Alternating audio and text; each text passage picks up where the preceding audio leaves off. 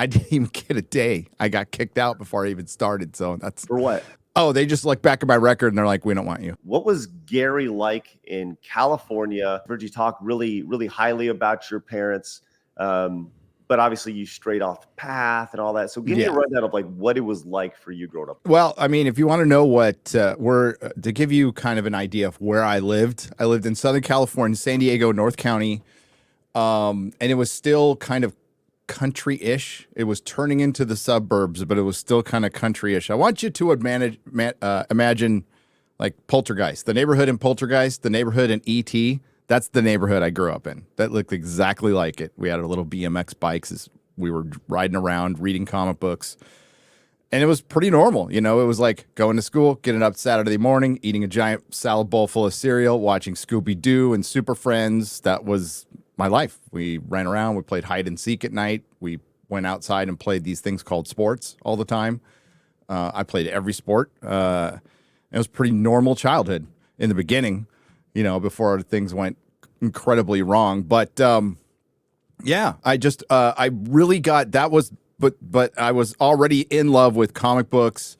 The first superhero thing I watched was George Reeves Superman and Adam West Batman. Watched them all the time. Watched Star Trek from age 5. Watched Twilight Zone right around the same time. And I was just watching all this nerd stuff like on a loop. And kind of keeping it quiet with some friends and other friends I could share it with, you know? Like I had a couple of nerd friends I could share it with, and then my sporty jock friends, we didn't really talk about it, other than comic books. Like at that time, every kid collected comic books. You know, it's funny you mentioned that because even though Star Trek was like, this is a major television show at the time, but it's still seen as like nerdy and you can't really talk about it, right? It's like, oh, it's so nerdy. You said you're good at sports, or you played sports. Was there a sport that you were better at than others that you really gravitated to? The one I was best at was football. So what position? I played tight end.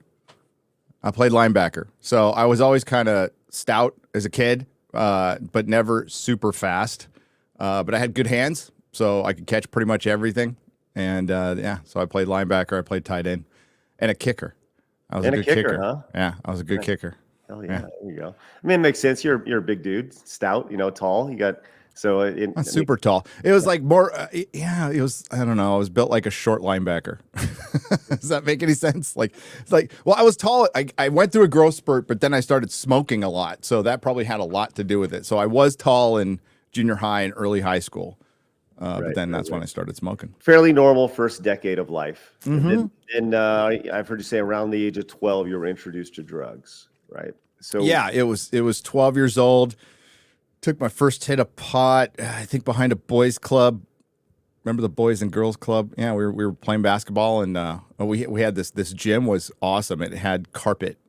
It was a carpet gym. Right. So been there, yeah. Been there yeah. Which lots of freaking rug burns if you're playing basketball in a carpet gym, but and it's like industrial carpet. It's not like shag carpet, okay? It's industrial, but it was brutal if you slid at all. And we were back there, we were smoking pot, and I liked it. I liked it a lot. I also, that year, went to my my dad's hometown of Roscoe, South Dakota, and they were having their centennial. And I was hanging out with a bunch of kids, and we were doing the grossest thing. We were just drinking people's leftover beers. Fucking, like, who knows what the hell was in those things, but we got ripped. You know, I drank like 2.5 beers. I was freaking smashed. And I liked it. I thought, hey, this makes me feel good. I like this. This is fun. And it kicked in that addiction gene, whatever it is, the disease that I was born with. It kicked it in pretty hard. I mean, there was a lot behind it, too. There's a lot of stuff going on that was behind it that wasn't my parents. My parents were pretty cool. Mm-hmm. You know, my dad, you know, they didn't know what to do, right? So my mom was kind of a housewife. She worked part-time job at a bank. My dad was a CPA and owned his own firm. Did pretty good. Not in the early days, but did pretty good later. But he was at work all the time, and during tax season, I'd never see him. But he always managed to make it to my games, you know, early on. But it just became really clear that, like, school wasn't for me. I hated it. I kind of started to like it in junior high. And then when I went to high school, I freaking hated it. I hated every second of it. Teachers, I couldn't stay awake in class. this is before I was like totally partying. We're talking freshman year. It just wasn't for me. It just like sitting there droning on all day was not for me. Occasionally I'd have a teacher connect with me who was, who was fun, but most of them were just regurgitating what they got out of a book in a monotone language. And I couldn't do it. Right. Well, okay. So that's not a lot of time. I mean, between the ages of 12 and 14, 12, you're like 7th grade, right? 14, you said you're freshman, you start partying, right? Take a step back here. Do you remember the name of the guy who first offered you a hit, and you were like, and what was your response when he was like, "Hey, you want some weed?" Yeah, I remember his name. Yeah, I'll give you his first name. It's Craig. Oh, son of a bitch. It's Craig. Craig's are the worst. Name. No, that's fine. They are the worst, but it was a Craig. Okay, so Craig over here, he's like, so what was the situation like? Because this is the time where so for you, this is the late 70s. Is this right? Or is this early 80s? Early 80s. Okay. So early 80s, the war on drugs is starting to kick in. Because for me, so I was born in 81, and I vividly remember, I would say the reason I never did drugs was because all the, just say no, don't do drugs. This is your brain on drugs, right? That stuff scared the hell out of me. And, I don't know. Was that stuff fresh for you? Was that stuff happening when this was happening? It was just starting to happen, and I didn't really notice it, but it would like be. If you remember those, you're probably too old or young for this, but there was like little jawbreakers, like these little blue boxes of jawbreakers, and you flip the lid and it would say, "Just say no to drugs." Mm-hmm. And I'd always say like, "I'll say no as soon as they ask me something."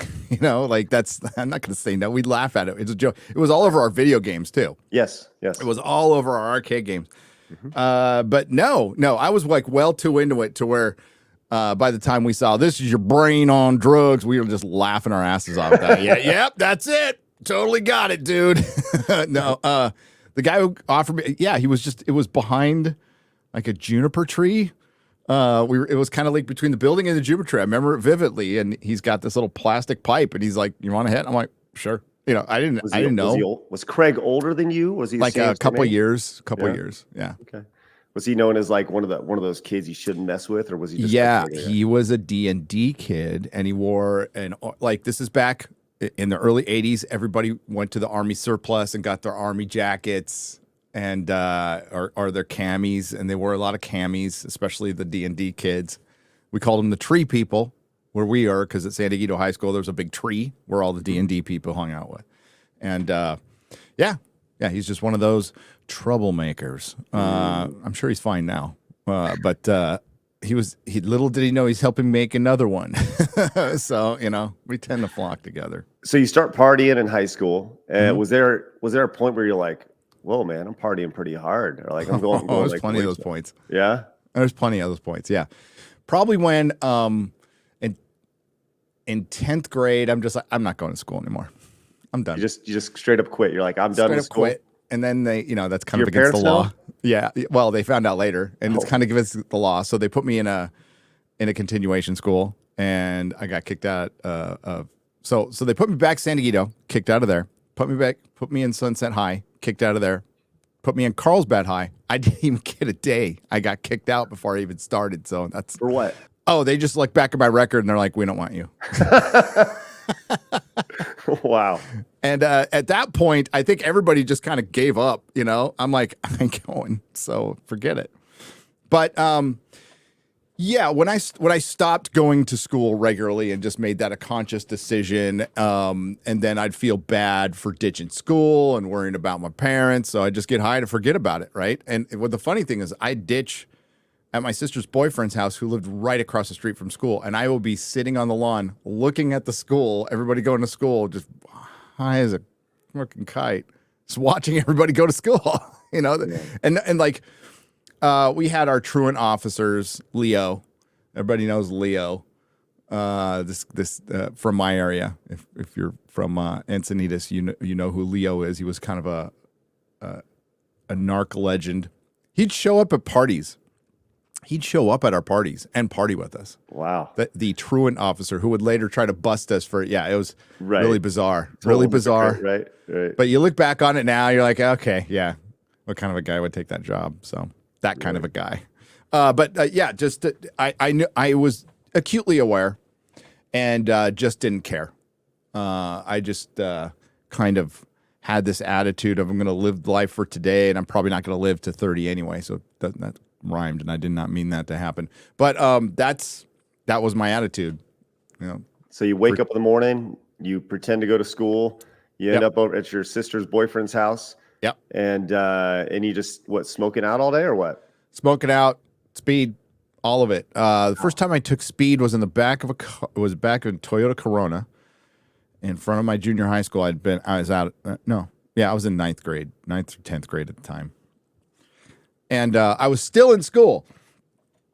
And I'm like, I don't want to do my homework. And my friends all, I got something for you that'll make you want to do your homework.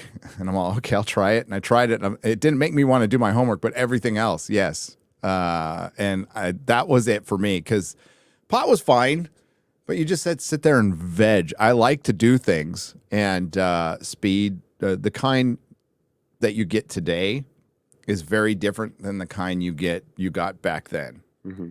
And it was a little cleaner. Believe me, it all leads to ruin and death and institutions. Trust me. But it was different. It was called crank back then. Right. And it was really good. I liked it at first, loved it at first, and I was off to the races, to a very steep and swift decline. Hey, if you enjoyed that clip, make sure you hit the subscribe button. Would greatly appreciate that, so you can find more clips on the channel. And of course, come join us live Monday through Friday at 11 a.m. Central Time for our live Side Scrollers podcast. We would love to see you there.